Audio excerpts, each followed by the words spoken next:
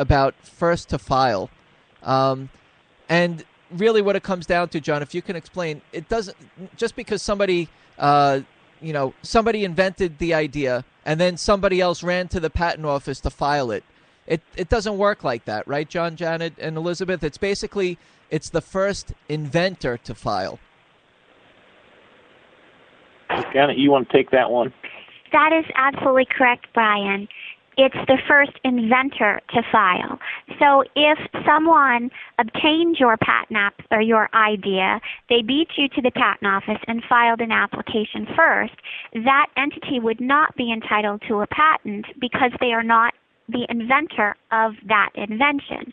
And should that situation occur, the America Invents Act has a procedure called a derivation, where the true inventor can petition the office to block the issuance of the patent to, I'll call them the thief, so that the thief cannot secure a patent in that situation.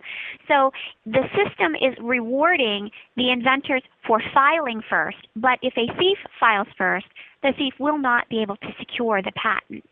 Okay, thank you. Now, Brian, will have to say that if two inventors separately come up with the invention, and let's say inventor A came up with it last year, and inventor B came up with it this year, and inventor B filed before inventor A.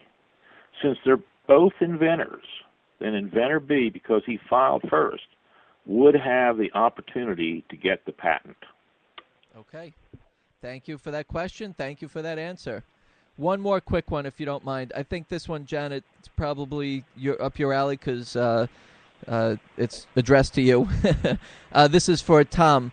Is the income criteria for small entity status based on the national average median income or the applicant's state in which they reside in? The income requirement, thank you, Tom, too, for the micro entity discount is based upon the national average, not the locality where the applicant resides. The income is 3 times the median household income in the United States, and that number is determined by the Department of Census.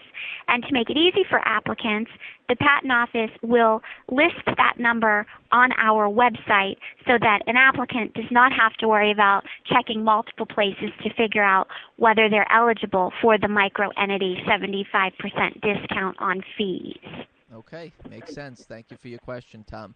Any final words of wisdom from you, Janet, and John, and Elizabeth, for the inventors listening out there? They're all at different stages of their invention process, and sometimes they feel like it's a little overwhelming, and some are really on the go. Any final words to leave our inventors listening tonight?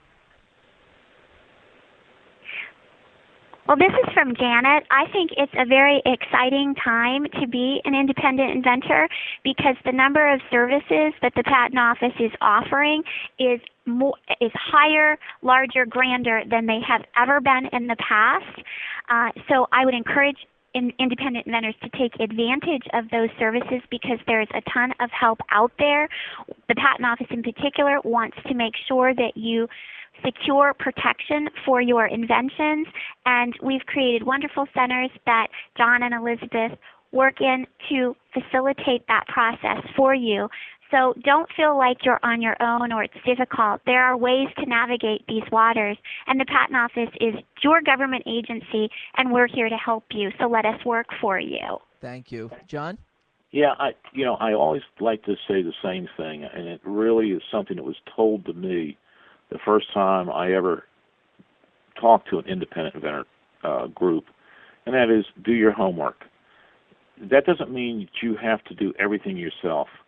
But, get involved with an inventor group, go to the PTRC, visit our website, do a patent search, understand what your invention is, what you need to do to get it patented, find out what you need to do to get it to the marketplace. All that is the homework that you need to do. If you do your homework, you're going to be successful. Sounds great. And Elizabeth? Thank you, Brian. I certainly echo the comments of my colleagues, both Janet and John. And I would just add to that it's certainly an exciting time to be an inventor, an innovator, an entrepreneur. and that's reflected in the services that are being offered by the U.S. Patent and Trademark Office. It's being reflected in our economy. Never before have we seen the growth in small businesses that we're seeing now and what they are bringing to our national economy. And one example of a celebration of American innovation is going to actually be taking place on our campus this summer. And I hope we'll have the opportunity on a future show to talk a little bit more about that, Brian. But we are having an Innovation Expo on our campus June 21st through 23rd of 2013 this year. And it's just the beginning of a 7-year partnership and collaboration with the Smithsonian Institution, who in fact has a great love and support of innovation as well. So it's just a very exciting time, and I would tell people to stick with it, so that they are a very important part of what's going on in America and what's made America great to this day. Fantastic. I was getting nervous. I thought you each were going to infringe on each other's words of wisdom there. But great final words of wisdom from all of you. Thank you for your support, for being guests on Got Invention Radio and reaching out to the inventors listening. I know it's always a treat to have all of you on. Really, thank you again for being on the show and dropping all this information on us. And we look forward to more exciting things that are happening in the Patent Office and to invite you back to the show again to keep us posted for sure. Great. Look forward to it. Thank you. Again, that was Janet Gangola, the Associate Commissioner of Patent Examination Policy, John Calvert, the Acting Associate Commissioner for the Office of Innovation Development, and Elizabeth Doherty, Director of Inventor Education, Outreach, and Recognition.